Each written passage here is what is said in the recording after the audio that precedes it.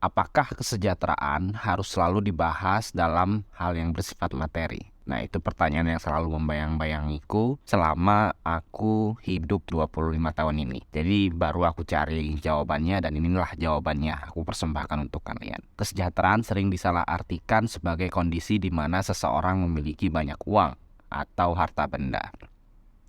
Namun faktanya, apakah benar kesejahteraan hanya bisa diukur dengan hal-hal yang sifat materi seperti itu? Sebenarnya, secara hakikat, kesejahteraan juga dipengaruhi oleh faktor-faktor non-materi seperti kesehatan, hubungan sosial, dan kebahagiaan.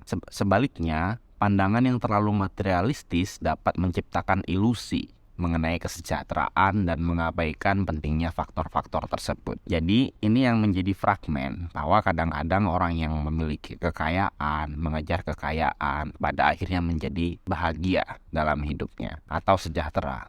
Tapi ternyata tidak seperti itu, teman-teman. Jadi pertanyaannya, apakah kesejahteraan harus selalu dibahas dalam hal yang sifatnya materi? Tentu saja tidak. Kita harus mengadopsi pendekatan yang lebih holistik dan seimbang untuk mencapai kesejahteraan yang berkelanjutan dan memenuhi kebutuhan dasar semua orang. Pada saat ini, banyak orang yang sudah memiliki harta benda dan kekuasaan atau apapun yang mereka pandang sebagai sebuah hal yang bersifat materi, itu menderita. Entah pada akhirnya pendidikan anaknya menjadi terlantar, terus mereka merasa kesepian ketika berada di rumah, atau pada akhirnya uang itu bisa membuat kalian sibuk dan lupa akan keluarga, yang pada akhirnya mengakibatkan ketidakharmonisan keluarga di dalam suatu komunitas itu sendiri.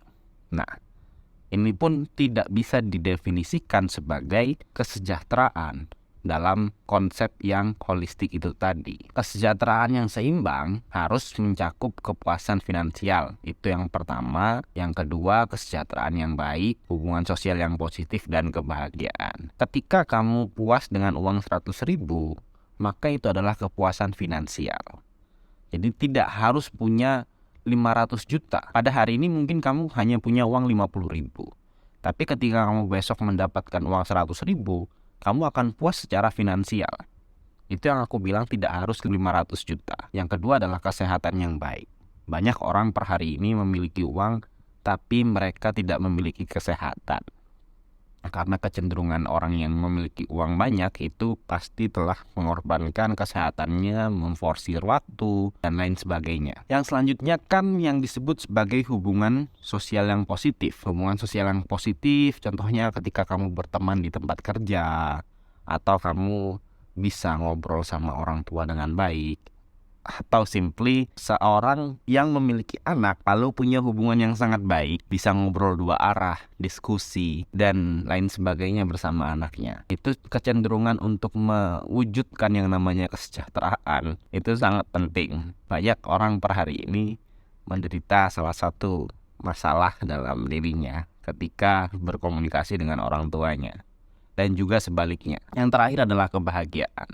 Dan kebahagiaan ini sangat tidak bisa diatur dengan yang namanya materi. Pada suatu ketika, ada seseorang yang dia benar-benar memiliki segalanya. Hubungan sosialnya baik, keuangannya baik. Tapi pada suatu titik, dia kemudian berpikir, apa iya ini bahagia? Ternyata, pada satu kesimpulan, dia menyatakan dirinya tidak bahagia.